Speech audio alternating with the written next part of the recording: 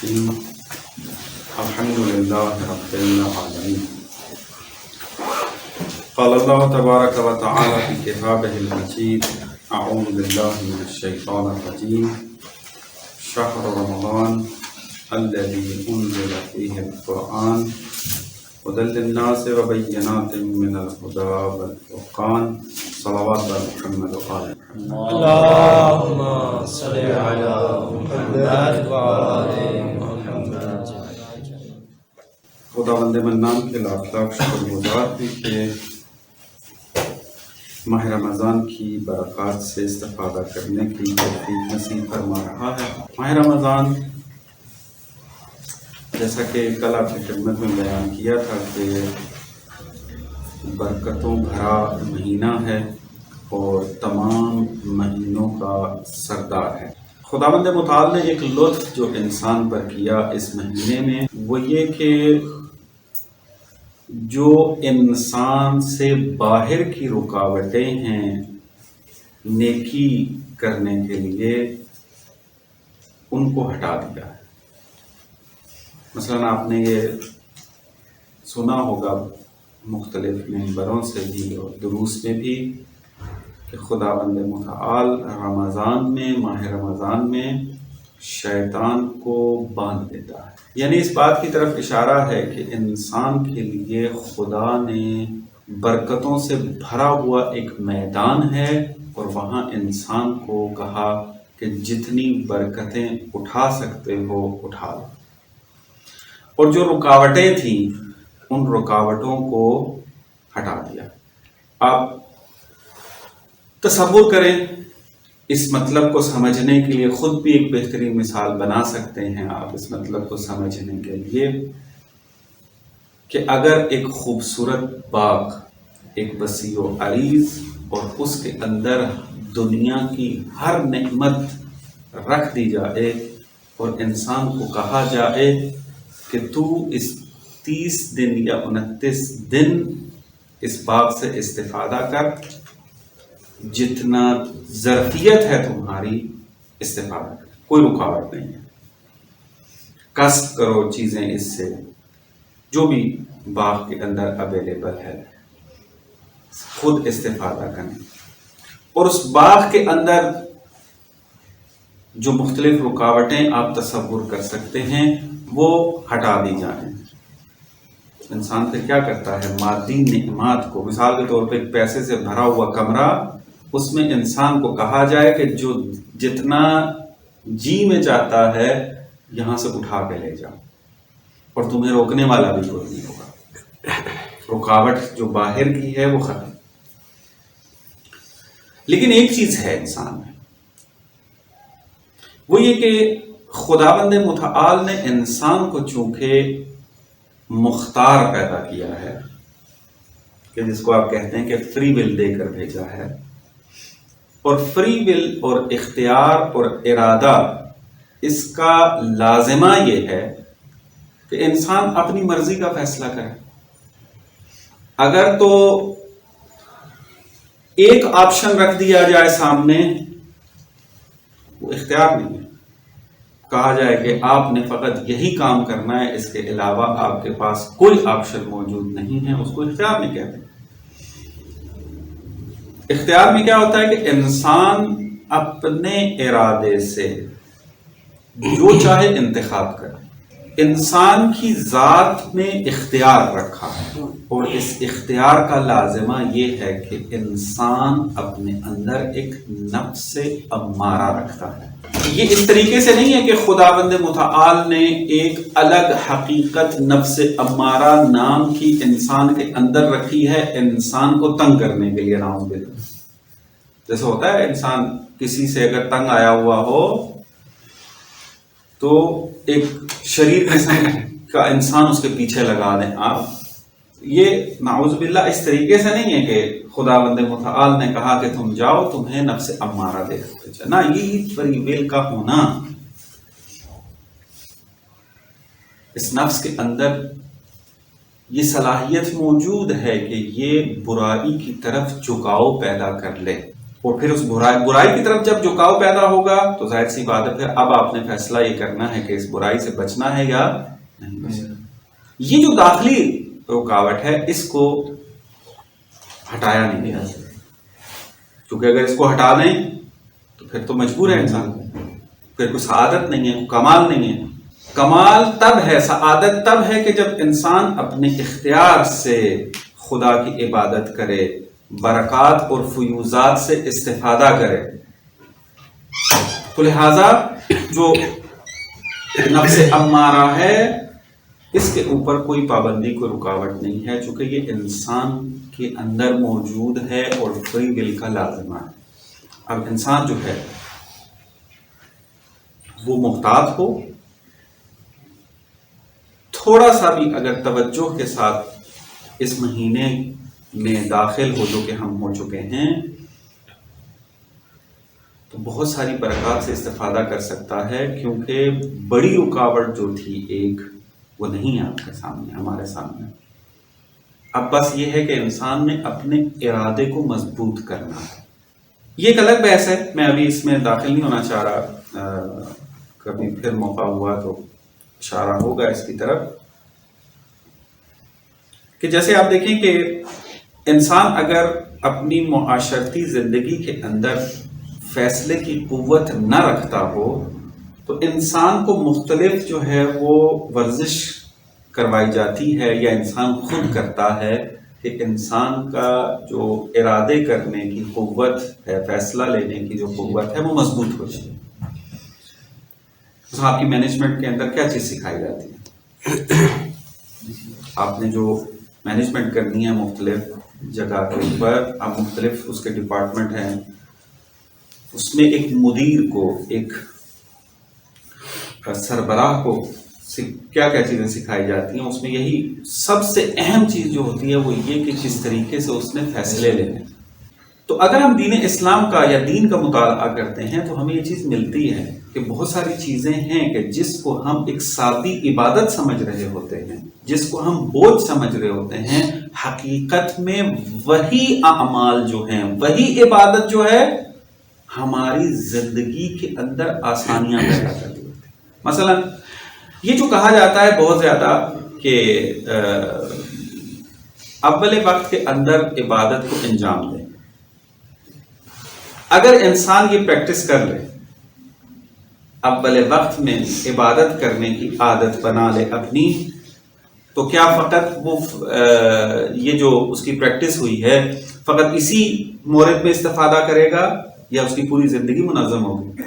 پوری زندگی منظم ہوگی اس کی، چونکہ جب ایک مورد میں اس نے اپنے آپ کو کنٹرول کیا اور نظم ایجاد کر لیا تو اس کی پوری زندگی کے اندر جو ہے یہ نظم نظر آئے گا۔ اسی طریقے سے اگر آپ عبادت کو پرکھنا شروع کر دیں، سوچنا شروع کریں، تدبر و تفکر کرنا شروع کریں تو آپ کو یہ چیز نظر آئے گی یہ ساری چیزیں اس دنیا کے لیے بھی ہیں۔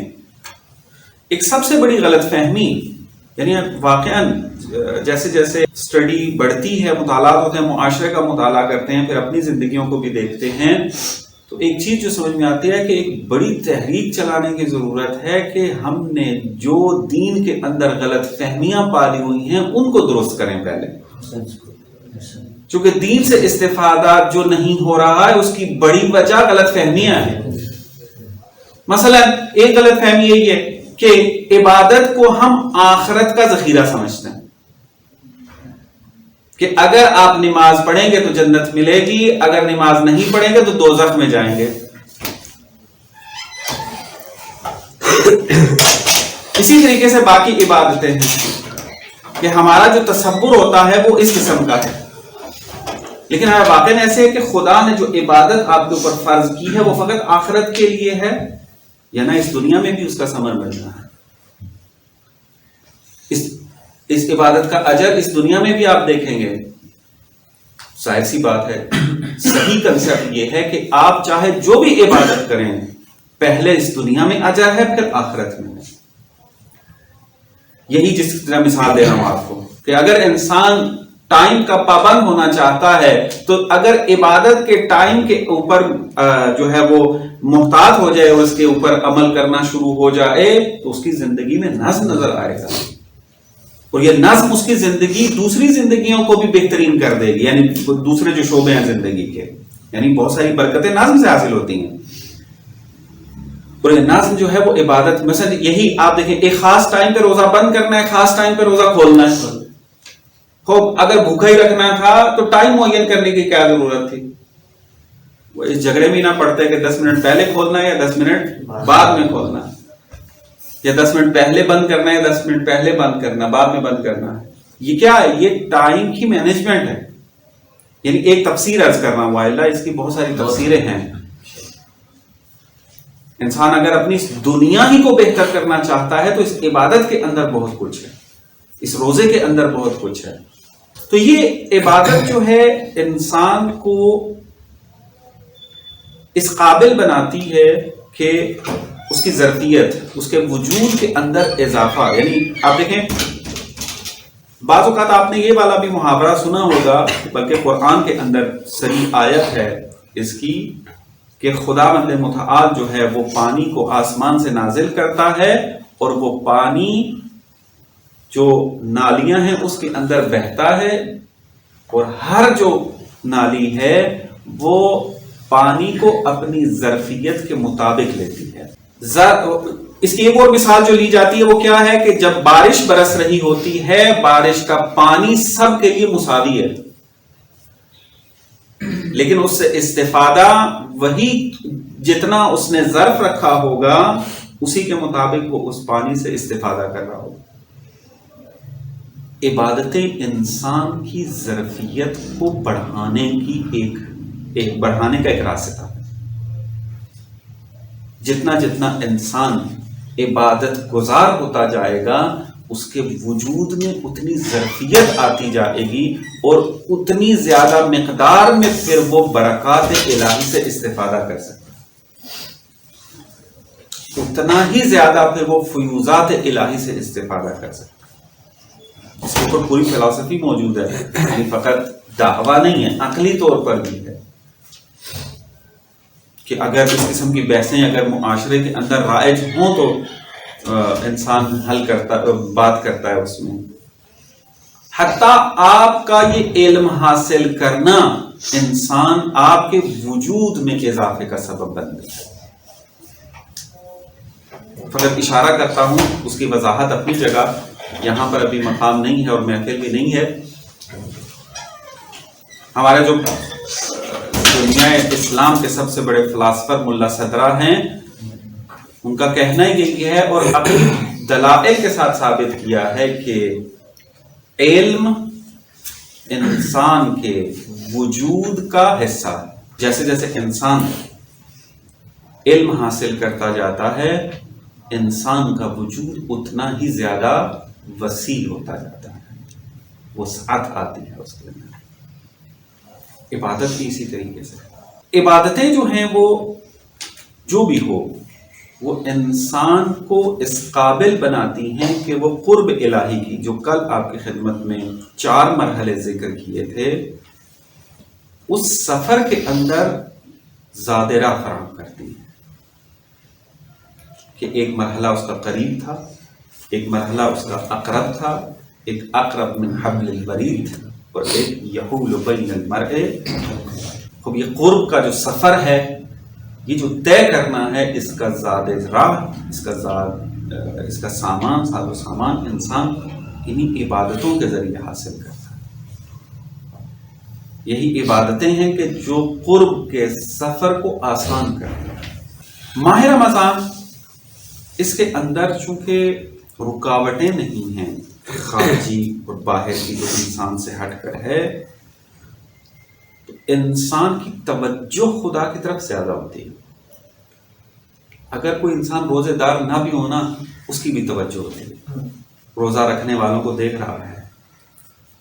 مغرب کی نماز رمضان سے پہلے پڑھی جاتی ہے، کسی کی توجہ نہیں ہوتی کہ کیا ہو رہا ہے، لیکن ماہ رمضان میں جب مغرب ہوتی ہے تو ہر انسان چاہے روزہ دار نہ بھی ہو، اس کی توجہ ہوتی ہے کہ نماز کا وقت ہو گیا۔ یعنی انسان چاہتے نہ چاہتے ہوئے بھی خدا کی طرف توجہ ہوتی رہتی ہے. اب یہ اس کا اپنا ظرف ہے کہ اس توجہ سے وہ استفادہ کر پا رہا ہے یا نہیں. یہ جو توجہ، کیونکہ سب سے بڑی جو معنویت کے اندر ایک آپ یہ کہہ لیں کہ ایک سونے کی حیثیت رکھتی ہے اور کلید ہے، وہ ہے سب سے پہلا مرحلہ بھی ہے توجہ الی اللہ. توجہ آئے گی تو آگے مرحلہ شروع ہوگا. ماہ رمضان کے اندر آپ دیکھیں باقی مہینوں کی نسبت توجہ زیادہ ہے. مثلا آپ دیکھ لیں کہ ماہ رمضان آتا ہے، خود ہم نے بھی بچپن میں بھی، اپنی جوانی میں بھی، اور بعد میں پھر آج تک جو ہے وہ دیکھ رہے ہیں، جوانوں کو بھی دیکھ رہے ہیں کہ جیسے ہی رمضان آتا ہے ان افراد کے اندر بھی تبدیلی آتی ہے کہ جنہوں نے ساری زندگی جو ہے وہ نیکیاں نہ بھی کی ہو، پورا سال نیکی نہ بھی کی ہو. جیسے ہی رمضان چڑھتا ہے ان کے اندر بھی ایک احترام کا مادہ پیدا ہو جاتا ہے. روزہ خود نہیں رکھے گا لیکن روزہ داروں کی توہین بھی نہیں کرے گا. روزہ خود نہیں رکھا ہوگا لیکن روزہ داروں کے سامنے کچھ کھانے سے کترائے گا اسے. یعنی یہ وہ توجہ ہے جو خدا نے اس مہینے کی برکت سے انسان کو عطا کی. اب اس توجہ سے استفادہ کرنا ہمارا کام ہے، کیونکہ اختیار اپنی مرضی سے ہم نے فیصلہ کرنا ہے کہ ہم نے قرب کا سفر طے کرنا ہے یا خوب. یہ تو انسان کی اپنی فردی پہلو کے اعتبار سے تھا، عبادت کا ایک زاویہ کہ جو ہر انسان اس فردی پہلو کو دیکھ رہا تھا. لیکن اس عبادت کا ایک اجتماعی پہلو بھی ہے، ایک سوشل پہلو بھی ہے. تمام عبادتوں کا، چاہے وہ نماز ہو، روزہ ہو، اور جتنی بھی عبادتیں موجود ہیں، ان کا اجتماعی اپنا ایک پہلو ہے. ہر عبادت انسان کو معاشرے کی طرف بھی لے کر جا رہی ہوتی ہے. کل جو آپ کے سامنے ایک بحث ذکر کی تھی اس کو آگے بڑھانا چاہوں گا. اسی بحث کے تناظر میں یہ مقدمہ بنایا ہے اس بحث سے استفادہ کرنے کے لیے کہ آیا ہماری ذمہ داری جو بنتی ہے وہ فقط اپنے آپ کو ٹھیک کرنا ہے اور اس کے بعد میری کوئی ذمہ داری نہیں ہے. یعنی اگر میں نماز پڑھ رہا ہوں، روزہ رکھ رہا ہوں، اپنے تئیں جو ہے وہ نیک اعمال انجام دے رہا ہوں، کفایت کرتا ہے، کافی ہے میرے لیے، یا نہیں اس سے ہٹ کر معاشرے کے ساتھ بھی میری کوئی ذمہ داری بنتی ہے. ہمیں اگر دین اسلام کا ہم مطالعہ کرتے ہیں تو ہمسایوں کے الگ حقوق ہیں، محلے کے اپنے حقوق ہیں، دوستوں کے اپنے حقوق ہیں، رشتہ داروں کے اپنے حقوق ہیں. یہ جو مختلف رائٹس ذکر کیے گئے ہیں اس بات کی علامت ہیں، اس بات کی طرف رہنمائی کر رہے ہیں کہ ہماری ذمہ داری فقط اپنی ذات کی حد تک نہیں ہے بلکہ ہم نے اوروں کو بھی اپنے ساتھ لے کر چلنا ہے. اس کا مطلب یہ ہے کہ معاشرے کی اصلاح کے اندر ہر انسان کا کردار ادا کرنا دینی اعتبار سے ضروری ہے. معاشرے کی اصلاح اور معاشرہ افراد سے مل کے بنتا ہے.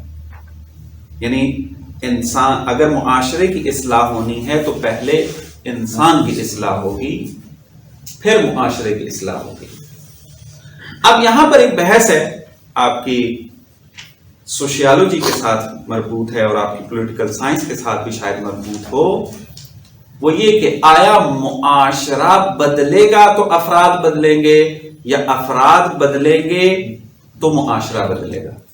کیا آپ کا خیال ہے؟ افراد بدلیں گے. اگر کہیں کہ افراد بدلیں گے تو معاشرہ بدلے گا، تو افراد تو بدلنے کی کوشش کر رہے ہیں لیکن باہر نکلتا ہے تو جو نیکی یہاں بیٹھ کے کی ہے وہ نیکی باہر نکل کے. آپ چاہتے ہیں کہ اپنے ڈپارٹمنٹ میں رہ کے رشوت نہ لیں، یہ معاشرہ کیا کرتا ہے؟ جب تک یا رشوت نہ لیں، الراشی والمرتشی کلاہما فی النار. لیکن آپ کا سسٹم اور معاشرہ کیا کہتا ہے؟ اس کے بغیر ہو نہیں سکتا. تو اب کیا ہے، معاشرہ بدلے گا تو افراد بدلیں گے، یا افراد بدلے گا تو معاشرہ، دونوں متقابل ہیں، تاثیر یعنی ایک دوسرے کے اوپر تاثیر ہے۔ آپ اس طرح نہیں کہیں گے کہ اگر فرد تبدیل ہوگا تو معاشرہ، یا ایک انسان کے نہیں معاشرہ بدلے گا تو انسان بدلے گا، نہ، دونوں طریقے سے آپ نے کام کرنا ہے۔ ایک اور بحث ہے اس کے اندر، میں شاید بعد میں اس کی طرف اشارہ کروں، لیکن ابھی فقط اشارہ کر کے اپنی بات کو کامل کرتا ہوں چونکہ وقت کم ہے۔ وسائل انقلاب لے کر آتے ہیں یا انقلاب وسائل لے کر آتا ہے؟ یعنی وسائل ہوں گے تو انقلاب آئے گا، یا انقلاب آئے گا تو وسائل پیدا ہوں گے؟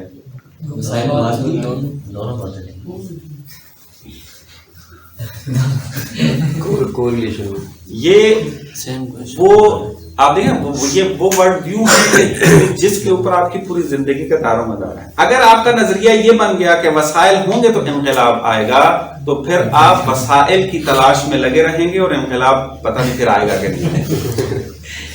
اور اگر آپ یہ کہیں گے کہ انقلاب آئے گا تو وسائل ایجاد ہوں گے، تو وہ بندہ پھر آپ یوں کہہ لیں کہ ایک کیا ہے، آئیڈیالزم کی زندگی گزارنا، آئیڈیالسٹک اپروچ میں چلا جائے گا اور اس طرح کی باتیں کرے گا، اور مثلا اس طرح سے سوچے گا کہ پھر وہ والا فارمولا یا وہ والا سسٹم جو وہ سوچ رہا ہے وہ کبھی اپلائی نہیں ہو سکے۔ تو دونوں اعتبار سے دیکھنا ہے، اپنے ماحول کو دیکھتے ہوئے کیا ہے۔ بس معلوم ہوا کہ اس طرح سے کوئی ایک فارمولا 100% نہیں ہے کہ جیسے ابھی آج کل اہل سنت کی جو ہے ماحول کے اندر بھی آج کل یہ بحث چل رہی ہے۔ ایک تعبیر انہوں نے استعمال کی ہوئی ہے کہ تزکیہ مقدم ہے یا انقلاب۔ سوشل میڈیا کے اوپر ڈیبیٹس ہو رہی ہیں، ان میں سے ایک فکر یہ کہتی ہے کہ پہلے تزکیہ ہونا چاہیے، انقلابات کی بات ہے کہ انسان پہلے صاف ستھرا ہوگا، تزکیہ اس کا ہوگا تو پھر انقلاب کی بات کرے گا۔ اگر تزکیہ کے بغیر انقلاب لے کر آئے گا تو اس کا کوئی فائدہ نہیں۔ لیکن ایک بندہ قائل ہے کہ انقلاب آئے گا تو یہ انقلاب اس کے تزکیے کا سبب بنے گا۔ اب اس کے اندر دو فکر چل رہی ہیں اور اس وقت بڑی آب و تاب کے ساتھ ہیں، چل رہے ہیں۔ ایک انگلش میں اس کو کیا لفظ میرے ذہن میں، ریوائول، اور ایک ریوائول اور ایک انقلاب، ریولوشن۔ اب دو فکریں یہ چل رہی ہیں، پیرالل چل رہی ہیں۔ ایک کہہ رہے ہیں کہ ہم ریوائول ہیں، دوسرے کہتے ہیں ہم ریولوشن۔ اب یہ انہوں نے ایک طرف کی فکر کو لے کر آگے بڑھ رہے ہیں۔ وہ دیکھ رہے ہیں کہ سسٹم تبدیل ہوتا نظر نہیں آ رہا، بس اصلاحی کام ہونے چاہیے، اصلاح کرے بعد میں دیکھ لیں گے۔ جو ریولوشن والے ہیں وہ دیکھ رہے ہیں کہ آپ اگر سسٹم تبدیل نہیں کریں گے تو یہ ریوائول بھی آپ کے کام آنے والی نہیں ہے، چونکہ ایک شاخ کاٹیں گے دوسری شاخ اور بڑھ جائے گی، پھر اس کو کاٹیں گے پورے پودے کا بیڑا غرق ہو جائے گا اس طریقے سے۔ لیکن صحیح کیا ہے کہ انسان گراؤنڈ ریالٹی کو دیکھتے ہوئے دونوں اطراف سے سوچے کہ کیسے ریوائول ہونا ہے اور کیسے ریولوشن کے اوپر چلنا ہے، اس طریقے سے اس کو لے کر چلنا۔ نہ ریولوشن کو چھوڑ سکتے ہیں اور نہ ریوائول کی فکر غلط ہے، لیکن یہ جو الگ الگ فکر بنا کے مد مقابل ہو جانا، یہ معاشرے میں دو قطبی ایجاد کرتا ہے۔ اس وقت ہمارے شیعوں میں بھی چل رہا ہے۔ ایک کہتا ہے کہ انقلاب ہی راہ حل ہے، اور ایک کہتا ہے کہ اصلاح ہی راہ حل ہے۔ نہ اصلاح والوں کو پتا ہے کہ اصلاح کیسے ہونی ہے، نہ انقلاب والوں کو پتا ہے کہ انقلاب کے بعد کیا ہونا ہے۔ اشارہ کرتا ہوں اس کا، میں جو چاہ رہا تھا میں ایک نتیجہ لینا، قریب آ گیا ہم اس کے۔ معاشرہ جو ہم چاہ رہے ہیں کہ معاشرہ بدلے، اسلام کا بول بالا ہو، اسلام رہبری کرے۔ آیت اللہ شہید باقر الصدر قدس اللہ نفسہ الزکیہ نے کتاب لکھی، اردو میں ترجمہ بھی ہو چکا ہے اس کتاب کا، حتماً مطالعہ کریں اس کا۔ جناب ششان حیدر جوادی صاحب نے ان کی ساری کتابوں کا ترجمہ کیا ہے کہ اسلام زندگی کی رہبری کرتا ہے، دعویٰ ہے ہمارا، اور دوسری طرف سے ایک نعرہ لگ رہا ہے کہ ہم غلامی کی زندگی کو پسند نہیں کرتے.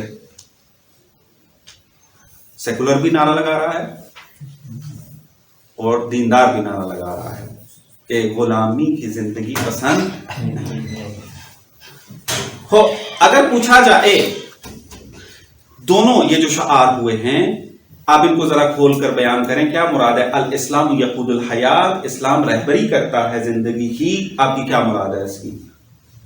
تو اکثریت آپ دیکھیں گے وہ کہیں گے کہ بس مسجد زیادہ سے زیادہ بننی چاہیے, سارے انسان جو ہیں وہ نماز پڑھنے لگ جائیں, جھوٹ نہ بولیں, امانت کا خیال رکھیں, اور یہ ساری چیزیں ہو جائیں گی. اگر یہ معاشرے میں ویلیوز اجرا ہو جائیں تو سمجھیں کہ اسلام رہبری کر رہا ہے. اور جب یہ دوسرے بندے سے پوچھا جاتا ہے کہ یہ جو آپ نعرہ لگا رہے ہیں کہ ہم غلامی کی زندگی پسند نہیں کریں گے, غلامی سے آپ کی کیا مراد ہے؟ وہ کہتے ہیں ہم ڈیسیژن خود لینا چاہتے ہیں, ہمیں کوئی ڈکٹیٹ نہ کرے. درست ہے یہ کہہ رہے ہیں نہیں کہہ رہے؟ تو اب دیکھتے ہیں, ابھی میں اسلام کی رہبری کے حوالے سے ممکن ہے نتیجہ نکل آئے, ہمیں کوئی ڈکٹیٹ نہ کرے, ہم اپنی زندگی خود گزارنا چاہتے ہیں, فیصلہ خود کرنا چاہتے ہیں, لہٰذا ہم غلامی پسند نہیں کرتے, آزادانہ زندگی پسند کرتے ہیں.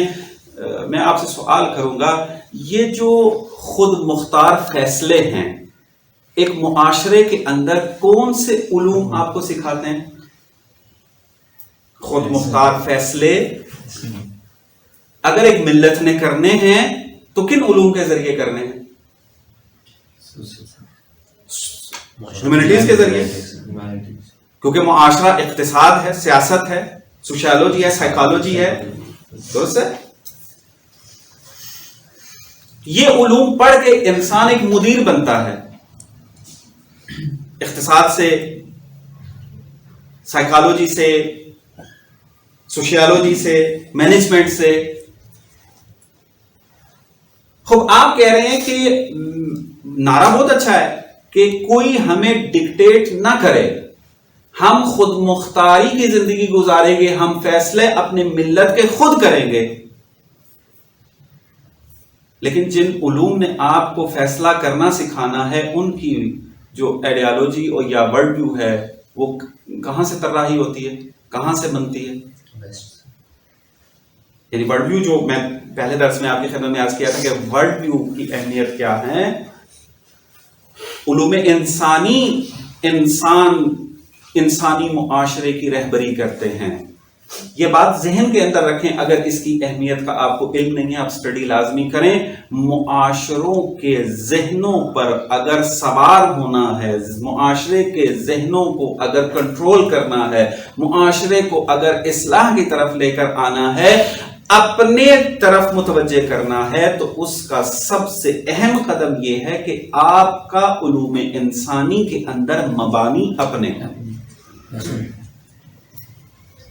جس ملت نے علوم انسانی کے اندر کام نہ کیا وہ ریوائول والی زندگی قیامت تک بھی گزارتا رہے گا.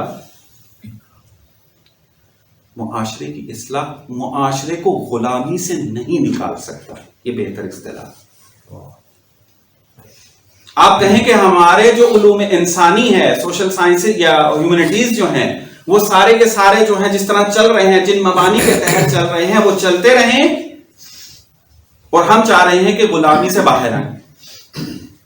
ممکن نہیں. غلامی سے باہر تب نکلے گی حقیقت میں امت کہ جب علوم انسانی کے مبانی اپنے ہوں گے اور ایک ماڈل اپنے مبانی کے ذریعے نکالا جائے گا.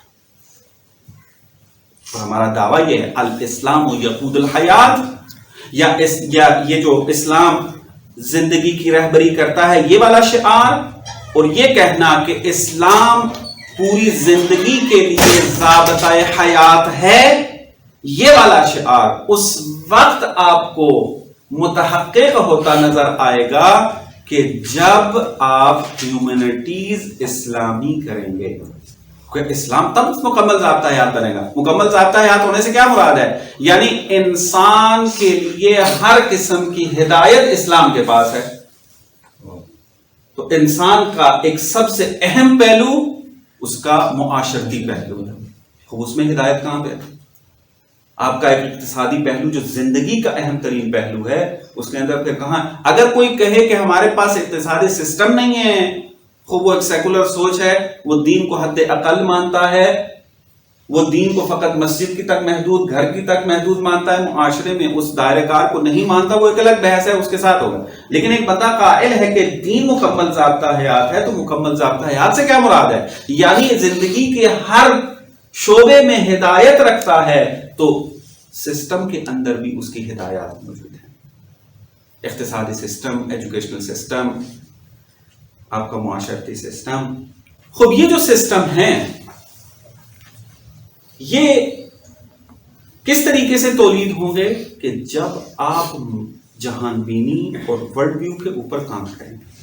میں مسئلے پہ مسئلے داخل نہیں ہو رہا چونکہ ہمارے پاس وقت کم ہوتا ہے، کہ اگر مقایسہ کیا جائے کہ اگر اقتصاد مبانی اسلامی کے اوپر ہو تو وہ کس طرح سسٹم دے گا، اور اگر وہ ویسٹرن فلسفی پر بیس کرتا ہو، اور ویسٹرن فلسفی سے مراد یہ ہے کہ جو میٹریلزم کے اوپر بیس کرتا ہو، تو وہ کس طریقے سے سسٹم دے گا. ایک چھوٹی سی مثال دیتا ہوں، 2-3 منٹ کے اندر بات تمام کروں. کہ اگر آپ اس سسٹم جو اقتصادی چل رہا ہے اس کے تحت اگر آپ سے کہا جائے اور اس انسان سے پوچھا جائے کہ آیا انفاق کرنا، صدقہ دینا درست ہے یا درست نہیں؟ آج کا اقتصادی سسٹم یہ کہتا ہے کہ تم نے اگر پیسہ خرچ کرنا ہے تو اس جگہ خرچ کرو کہ جہاں پر ریٹرن ملے اور مادی ریٹرن ملے. یہ اقتصاد کا ایک اصل ہے. آپ کو مکمل طور پہ جو اقتصادی سسٹم پڑھایا جاتا ہے وہ یہی ہے کہ پیسہ وہاں خرچ کرنا عقل مندی ہے کہ جہاں پر آپ کو مادی ریٹرن ملے. اسلام کہہ رہا ہے کہ آپ نے صدقہ دینا ہے، ریٹرن کی بات نہیں. اچھا، اب بعض بندے پھر پلٹ کے جواب دیتے ہیں کہ ہمیں نظر آ رہا ہے کہ بہت ساری چیریٹیاں ہو رہی ہیں. یہی لوگ کہ جو اس قسم کا اقتصاد پڑھتے ہیں یہ بہت ساری چیریٹیاں بھی کر رہے ہیں، صدقہ بھی دے رہے ہوتے ہیں. وہ صدقہ کیوں دے رہے ہیں؟ چونکہ اقتصاد میں ایک اور اصل پڑھائی گئی ہے. کیا؟ کہ اگر آپ ایک خاص مقدار میں صدقہ نہیں دیں گے، یعنی چیریٹی نہیں کریں گے، پیسوں کو محرومین کے لیے نہیں خرچ کریں گے، تو معاشرے کے اندر کرائم کی ریشو بڑھ جائے گی، اور جب معاشرہ خراب ہوگا تو تمہیں نقصان ہوگا. لہذا چیریٹی کرو تاکہ معاشرہ کرائم لیول تک نہ پہنچے. لیکن آیا اسلام کے اندر جو صدقہ دینے کا کہا جا رہا ہے وہ اس لیے ہے کہ معاشرہ کرائم لیول تک نہ پہنچے؟ اسلام کہتا ہے کہ صدقہ مال کے اندر اضافے کا سبب ہے. لیکن یہ چیزیں میٹریلسٹک سوچ رکھنے والے کو سمجھ نہیں آتی، کیونکہ اس کو جو چیز نظر آ رہی ہوتی ہے پیسہ نکلنا نظر آ رہا ہے. لیکن صدقے کے طور پر دیے جانے والے پیسے سے میرے مال میں کیسے اضافہ ہوگا، یہ چیز تجربے سے پتہ چلتی ہے، اور تجربہ شخصی چونکہ ہوتا ہے لہذا پورے معاشرے میں دکھا نہیں سکتے. اگر اقتصادی سسٹم اس اصل کو بیس بنا کے بنے گا تو دیکھیں کیا رزلٹ نکلتا ہے، اور جو رزلٹ آج کا اقتصاد دے رہا ہے وہ آپ کے سامنے ہے. یعنی زمین آسمان کا فرق بن جاتا ہے. ایک چھوٹا سا مسئلہ فقط آپ کو بیان کیا صدقے کا. اسی طریقے سے آپ باقی مسائل پولیٹیکل سائنس کے اندر چلے جائیں آپ، اور اسی طریقے سے آپ سوشیالوجی، سائیکالوجی کے اندر بہت سارے نتائج جو ہیں وہ انسان کے سامنے آتے ہیں. تو اب یہ جو آخری بات کروں، اشارہ فقط توضیح نہیں دوں گا اس کا، فیملی پلاننگ کا جو نظریہ چل رہا ہے، آپ ڈاکٹر حضرات زیادہ اس کی ترویج کرتے ہیں. فیملی پلاننگ کے پیچھے جو ایک نظریہ ہے، وہ کیا ہے کہ اگر افرادی قوت بڑھے گی تو وسائل محدود ہیں، وہ ان تک نہیں پہنچ پائے گی، بس وسائل کو برابر رکھنا افرادی قوت کے ساتھ، اس کا رائے حل یہ ہے کہ آپ فیملی پلاننگ کریں۔ لیکن دین اسلام کیا کہتا ہے؟ افرادی قوت بڑھے تو وسائل بھی بڑھیں گے۔ اب آپ دیکھیں گے آپ کے فیملی سسٹم کے اندر کتنی بڑی تبدیلی اور سوچ کے اندر آئے گی۔ اب آپ دیکھیں دوبارہ آخری جملہ اور بات تمام، نتیجہ آپ خود سوچیں کہ اگر آپ اس لیول پر امت کو غلامی سے آزاد نہ کریں، ہیومنٹیز کی اہمیت کے قائل نہ ہوں، ہیومنٹیز کے مبانی اسلامی پر کام نہ کریں اور سسٹم کے استخراج پر کام نہ کریں، اور پھر یہ شعار دیتے پھر چاہے ووٹنگ کے ذریعے، چاہے ریوائول کے ذریعے، چاہے آپ ریولوشن کے ذریعے، ہر انداز میں یہ ثابت کرنے کی کوشش کریں کہ ہم غلامانہ زندگی نہیں چاہتے، کیا غلامی سے آزادی حاصل ہوگی؟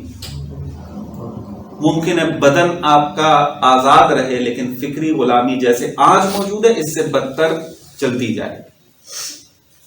تو حقیقی غلامی سے آزادی فکری آزادی ہے، اور فکری آزادی یعنی اپنے اسلامی مبانی کے تحت سوچنا اور اس کے مطابق فیصلے لینا، اور یہ اس وقت ہوگا کہ جب علوم انسانی کے اندر کام ہوگا اسلامی بنیادوں پہ، اور جس طریقے سے یہ ایک امامے والے کا کام ہے اس سے کہیں زیادہ آپ یونیورسٹی والوں کا کام ہے۔ جو میں نے وحدت حوزہ و دانشگاہ کی بات کی تھی وہ یہ ہے، ایک ذمہ داری بنتی ہے، وہ یہ ہے۔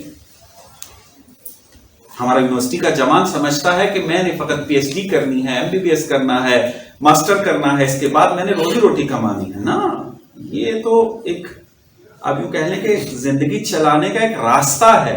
ذمہ داری جس طرح امامہ سر پہ رکھنے سے ہماری ذمہ داریوں میں اضافہ ہو جاتا ہے اور آپ کی توقعات بھی ہم سے ہوتی ہیں، یونیورسٹی میں داخلہ لینے کے بعد آپ کی ذمہ داریوں میں بھی اضافہ ہو جاتا ہے اور آپ سے توقع ہے معاشرے کی۔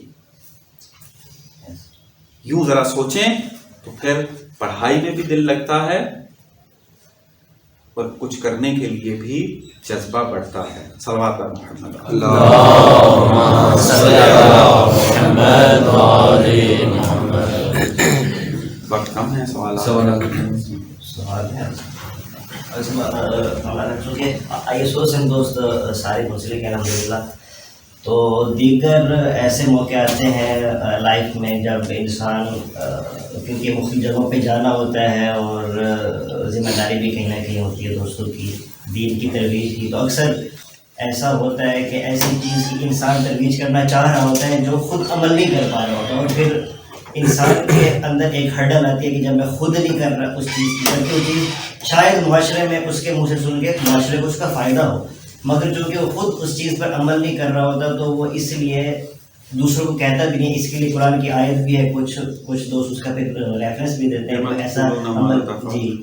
تو ایسی سچویشن میں آیا کہ اسلام اس چیز سے منع کرتا ہے واقعی طور پر کہ اگر فار ایگزامپل میں نماز شب ادا نہیں کرتا اور میں اگر جا کے سوسائٹی میں اس چیز کی ترویج کرتا ہوں، تو آیا کہ یہ کوئی غلط چیز ہے یا اسلام اس کے کچھ اپوزٹ کہتا ہے؟ دیکھیں، ایک تو دو تین پہلو ہیں اس سوال کے۔ ایک یہ ہے کہ اگر انسان ایک فعل پہ عمل نہیں کر رہا لیکن اس کی تبلیغ کر رہا ہے تو یہ وہی چیز آ جاتی ہے، انسان کا ضمیر ایک دفعہ اس کو متوجہ ضرور کرتا ہے کہ خود دوسروں کو تبلیغ کر رہے ہو، خود نہیں کر رہے، تو اس کو توجہ کے عنوان سے اپنے اوپر اپلائی کریں۔ بعض ہم اپنی اصطلاح میں اس کو کہتے ہیں اجباری توفیق۔ بعض چیزیں اجباری توفیق ہے، انسان چونکہ آسانی کے اندر ہو تو زیادہ ذمہ داریاں نہیں قبول کر رہا ہوتا، لیکن جب میدان میں اترتا ہے تو کرنی پڑتی ہیں۔ جیسے مثلا انسان شادی سے پہلے جو وارہ گردی کرنی ہے کر لیتا ہے، لیکن شادی کے بعد وہ والی صورتحال نہیں رہتی ہے، ٹھیک ہے، بعض ذمہ داریاں ادا کرنی پڑتی ہیں، وہ اجباری توفیق ہوتی ہے۔ تو تبلیغ کے اندر بھی ایسا ہے کہ انسان اگر کسی عمل کے اوپر خود عمل پیرا نہیں ہے تو تبلیغ کو بہانہ بنا لے کہ میں پہلے نہیں تھا لیکن اب میں کر رہا ہوں، ضمیر میرا ملامت کر رہا ہے تو اب مجھے یہ عمل انجام دینا ہے، تو ساتھ اگر وہ اس بات کے اوپر مواظب ہو جائے تو خدا اس کی زبان میں تاثیر بھی دے دے گا۔ دوسرا جو پہلو ہے اس سوال کا وہ یہ کہ ایک انسان ہے، اس نے ٹھانی ہوئی ہے کہ میں نے خود تو کو نہیں کرنا لیکن دوسروں کو میں نے کہنا ہی کہنا ہے، تو اس نے اس لڑکے تو وہ معاشرتی طور پہ تو وہ کوئی گناہ نہیں ہے اس کا، بلکہ فائدہ بھی ہوگا۔ ہیں بہت سارے، آپ دیکھ لیں ہماری بیچ کے، چاہے سنی ہوں عالم یا شیعہ عالم ہوں، بہت ساری چیزوں پہ عمل نہیں کر رہے ہوتے لیکن خود آیت اللہ بہجت بنے ہوئے ہوتے ہیں، بیان کر رہے ہوتے ہیں بہت سارے واقعات اور یہ ساری چیزیں، ٹھیک ہے، لیکن تاثیر ہو ہوتی ہے جوانوں کے اوپر۔ اب یہ اس کا دل کے اوپر جو ہے وہ مہر لگتی جائے گی کہ خود ایسی باتیں کر رہا ہے لیکن خود اس پر عمل نہیں کر رہا جان بوجھ کے، تو یہ خود اس کی ذات کے لیے تکوینی طور پر اثرات ہوں گے، اس کے معاشرے پہ تاثیر ہوگی جتنا خدا نے چاہا اس میں۔ بہرحال صاحب ایک اور بھی البتہ اس طرح موضوع کا حصہ شاید نہیں ہے، مختصر کریں تو تاکہ باقی دوست جی سوال یہ ہے کہ قرآن میں خدا نے کہا ہے کہ ایک شخص دوسرے شخص کے عمل کا اس طرح ذمہ دار نہیں ہے، مگر اگر ہم اپنے امامت کے سسٹم میں دیکھیں تو ہمارے جو غیبت امام زمانہ کے سلسلے میں ایک دلیل یہ پیش کی جاتی ہے کہ جو پچھلے 11 اماموں کے ساتھ کیا کیا ملت نے، اس لیے اس ملت کو جو اب کی جو ہے ہماری جنریشن سمجھ گیا بات۔ ایک تو یہ حکمت فلسفہ نہیں ہے، ٹھیک ہے، درست ہے، حکمت اور فلسفے میں فرق ہوتا ہے، یعنی ہمیں فقط ایک چیز بیان کی گئی ہے، اصل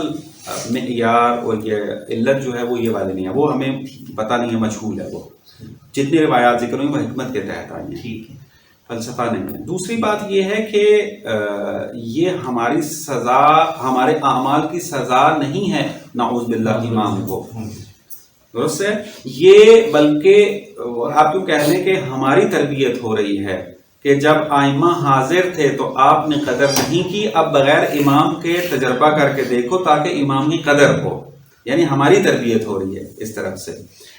اصل مسئلہ غیبت کا سر الہی ہے، یعنی اس طرح سوچنے کی ضرورت بھی نہیں ہے، وہ ہمیں نہیں معلوم، یعنی طے تھا پہلے کہ یہ ایک زمانہ غیبت میں گزرنا ہے، اور اس کے پھر مختلف فلسفے ہیں کہ آہستہ آہستہ پھر وہ بشر کے لیے واضح ہوں گے غیبت ظہور تک۔ ایک زمانہ، جو کل آپ نے ایک سوال اٹھایا بتائیے، ایک زمانہ دوسرے زمانے سے کیسے برتر ہو سکتا ہے، خدا کے زیادہ قریب ہو سکتا ہے، اور پھر یہ کہ اگر ہمیں یہ نظر آ رہا ہے کہ مثلا رمضان کا جس طرح ماحول ہے اور باہر کی رکاوٹیں کم ہیں تو گروتھ زیادہ اچھی ہوتی ہے اسپریچول، تو وائی ناٹ کہ ہمیشہ یہ صورتحال ہے؟ اس کی وجہ یہ ہے کہ آپ دیکھیں ٹریننگ کے لیے جب آپ کو ایک ماحول کے اندر رکھا جاتا ہے تو وہ محدود لیول کے لیے ہی ہوتا ہے، بعد میں پھر کہا جاتا ہے اس ٹریننگ کے مطابق پھر آپ نے زندگی گزارنا ہے، اور یہ مہینے ٹریننگ ہے، درست ہے، اور اس ٹریننگ سے پھر آپ نے استفادہ کرنا ہے، اور یہ اسی لیے کہا کہ خدا نے بہت ساری رکاوٹیں ہٹا دی ہیں کہ انسان واقعی استفادہ کر رہا ہوتا ہے۔ یہاں پہ سونے کو عبادت قرار دے دی ہے، یہاں پہ مثلا جو ہے وہ شیطان کا خارجی جو گمراہ کرنا ہے وہ ختم کر دیا ہے، اس کے بعد توجہ بہت زیادہ کر دی ہے معاشرے کے اندر۔ یہ بہت ساری چیزیں ہیں کہ جو انسان کو چاہتے نہ چاہتے ہوئے بھی حاصل ہو رہی ہیں۔ اب سنبھالنا جو ہے وہ ٹریننگ کرنا وہ انسان کا اپنا کام ہے، اور پھر پوری زندگی، چونکہ میں نے عرض کیا آپ کو کہ بعض اوقات ٹریننگ کے اندر بھی بہت ساری چیزیں جو ڈکٹیٹ ہوتی ہیں، درست ہے، وہ ٹریننگ کی وجہ سے ہیں۔ ہمیں ہمارے جو خلقت ہے وہ مختار ہونے کے ساتھ ہے، اس میں کسی قسم کی ڈکٹیشن اس اعتبار سے نہیں ہے، فیصلہ آپ نے خود کرنا ہے اپنا، تو اس اعتبار سے آزادانہ زندگی گزارنی ہے انسان نے۔ اچھا عامر صاحب، اس کا ایک اور سوال یہ ہے کہ ہم جو این پی ایس کے اسٹوڈنٹس ہیں سوشل سائنسز کے سبجیکٹ کے ساتھ تو ہمارا یہ میں میں کس طرح اس کو ریکارڈنگ بھی ہو رہی ہے، یہ چلے میں ابھی عرض کرتا ہوں، بعد میں اس کو تفصیل سے عرض کروں گا۔ یہ میری باتوں سے یہ نہیں سمجھنا کہ اپنا شعبہ چھوڑ دو اس طرح چلے جانا ہے، جیسے وہ ایک بندے نے، بہرحال ایک بزرگوار استاد ہیں ہمارے، انہوں نے فلسفے کی اہمیت پہ اتنا لیکچر دیا کہ ایک بندہ اچھی خاصی ایک ڈپارٹمنٹ میں کام کر رہا چھوڑ کے فلسفے میں آ گیا، کہ جہاں پہ کوئی بندہ موجود ہی نہیں ہے، نہ استاد ہے نہ شاگرد ہیں اس میں۔ تو آپ یہ میں نے عرض کیا کہ بالکل آئیڈیالزم کی طرح وہ ایک آئیڈیلسٹک سوچ ہے، اس طرح نہیں ہے، ہمیں دونوں طرف سے دونوں چیزوں کو لے کر چلنا ہے، گراؤنڈ ریئلٹیز کو بھی دیکھنا ہے اور اپنے آئیڈیل سوسائٹی جو ہے اس کو بھی مد نظر رکھنا ہے، دونوں کو ملا کے جو پلاننگ ہونی ہے وہ کرنا ہے۔ اور یہاں پر پھر کیا صورتحال ہے، چونکہ آرٹس کے نام پہ اس کو منفور کر دیا گیا ہے اور اقتصاد اپنا علوم انسانی اور ہیومینٹیز کے اوپر کام نہیں کیا جا رہا ہے، تو اگر آپ ان شعبہ جات کو چھوڑ کے وہاں چلے جائیں گے تو آپ اپنی زندگی سروائیو نہیں کر پائیں گے۔ تو پھر میرے جیسے بندوں کو پھر جو میری باتیں سن کے ادھر جا رہے ہوں گے تو وہ گالی دے رہے ہوں گے کہ مولانا کی بات پہ ہم نے کام کیا تھا اور بدبخت ہوئے پڑے ہیں۔ وہ یہ ہے کہ پارٹ ٹائم جیسے آپ جاب کرتے ہیں اسی طرح پارٹ ٹائم اسٹڈی کریں، جس شعبے کے اندر آپ کا لگاؤ ہے۔ اگر اقتصادیات میں ہے تو اقتصادیات میں، اگر آپ کا سائیکالوجی میں ہے سائیکالوجی میں، پولیٹیکل سائنس میں ہے وہاں پہ اپنی اسٹڈی کو بڑھائیں، اسی شعبے کے اندر دین کی مہارت سیکھیں، دین کے اندر سوجھ بوجھ اچھی حاصل کریں۔ مثلا کمپیریٹیو اسٹڈی کریں کہ ویسٹ نے اسلامک پولیٹیکل سسٹم کیا دیا ہے اور پھر ہمارے پاس اسلامک پولیٹیکل سسٹم دین نے کیا دیا ہے، ویسٹرن کیا ہے اور اسلامک کیا ہے، ان کا آپس میں جب کمپیریٹیو اسٹڈی کریں گے تو بہت ساری چیزیں کھل کے سامنے آئیں گی۔ اور پھر سسٹم جو ہے وہ صدیوں میں بنتے ہیں، لیکن اس کے لیے تیار ہونا ابھی سے شروع ہوگا۔ اسی لیے مشکل، میں اکثر دوستوں سے یہ کہتا ہوں، جوانوں سے یہ کہتا ہوں کہ ہم پاکستانیوں نے ابھی سوچنا ہی شروع نہیں کیا ہے۔ انقلاب تو بعد کی بات ہے کہ لے کے آنا ہے، تو کم از کم جو ضرورت ہے وہ سوچے تو صحیح۔ ایرانیوں نے سوچنا شروع کر دیا تھا، بالآخر کام کر رہے ہیں، ابھی سلسلہ کچھ نہ کچھ نتیجہ دے رہا ہے کہ مثلا 40 سال کے بعد ایک آؤٹ پٹ آئی ہے، اس کے بعد اب اگلے مرحلے کا بھی روڈ میپ جو ہے واضح کیا گیا ہے، کام کر رہے ہیں اچھے خاصے، ایجوکیشن کے اوپر پوری ڈاکومنٹ تیار کر دیا انہوں نے۔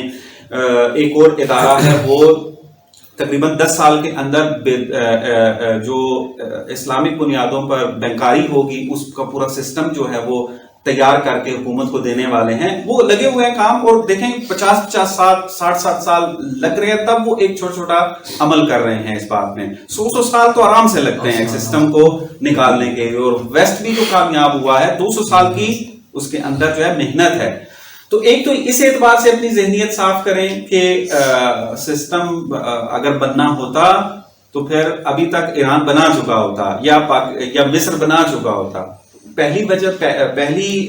پہلا قدم جو ہے کہ سوچنا شروع کریں کہ ہیومینٹیز ہمارے مبانی کے تحت بھی بن سکتے ہیں، اور ہیں، اسلام نے سسٹم دیا ہے، سیکولر نہیں ہے ہم، یہ والا سوچنا شروع کریں، پھر اگلا قدم اٹھانا جو ہے وہ آسان ہو جائے گا، ورنہ اسی طرح مسئلہ جو ہے وہ چلتا رہے گا۔ وصلی اللہ علی محمد و آل محمد۔